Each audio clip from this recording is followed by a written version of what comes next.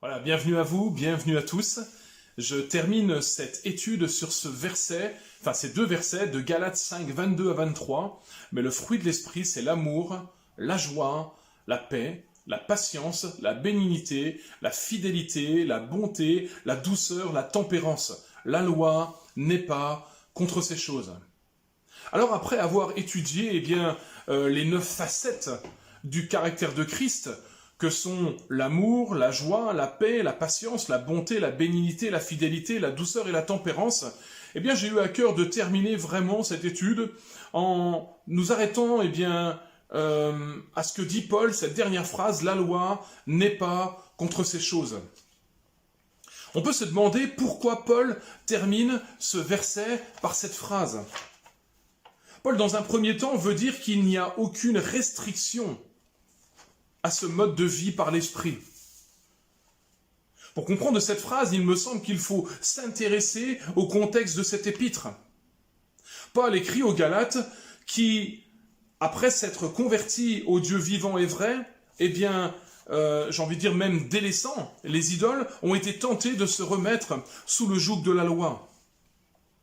Certains, à cette époque, comme aujourd'hui d'ailleurs encore, se posaient la question de savoir si la foi seule en Jésus-Christ suffisait pour être sauvé, ou s'il fallait tout de même pratiquer certaines lois juives, telles que la circoncision.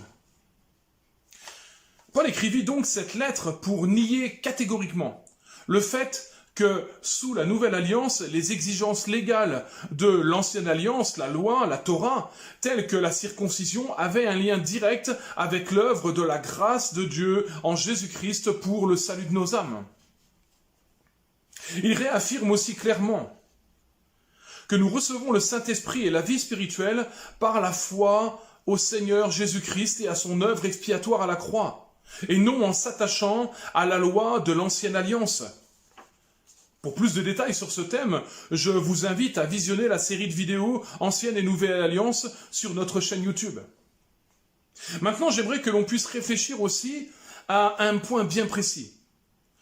Qui est l'auteur de la loi et le décalogue, ce qu'on appelle le décalogue, et qui est aussi l'auteur du fruit de l'esprit?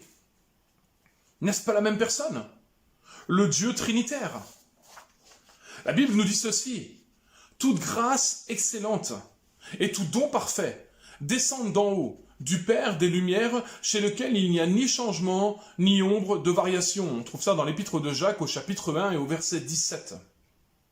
Mais aussi en hébreu, il est dit, Hébreux 13, verset 8, Jésus-Christ est le même, hier, aujourd'hui et éternellement. Alléluia, il est le même. Donc, comment le Dieu trinitaire, auteur de la loi, du décalogue, pourrait être contre ce que le Saint-Esprit, qui je rappelle est la troisième personne de la Trinité, fait dans l'être intérieur du croyant de la Nouvelle Alliance? Là encore, quand on parle du Saint-Esprit, nous pouvons trouver la plus grande promesse de la Nouvelle Alliance, le don du Saint-Esprit à tous les croyants.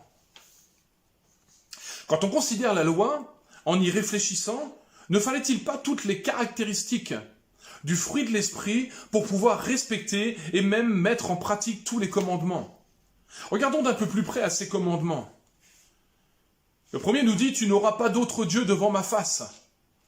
Ne fallait-il pas pouvoir faire preuve de fidélité? Tu ne te feras pas d'image taillée. Là encore, il faut de la fidélité à Dieu.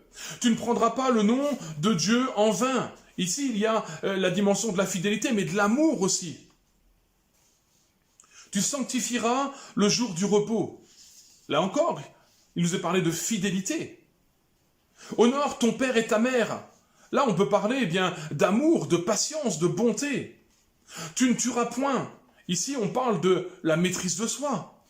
Tu ne commettras point d'adultère. Là encore, il y a une dimension de la maîtrise de soi, mais aussi de l'amour, de la patience, de la fidélité. Tu ne voleras point. Ici, on a encore une dimension de maîtrise de soi, l'amour, de la bonté pour son prochain. Tu ne mentiras point. Amour, fidélité et bonté sont encore à l'œuvre aussi. Et tu ne convoiteras point. Fidélité, amour et même patience.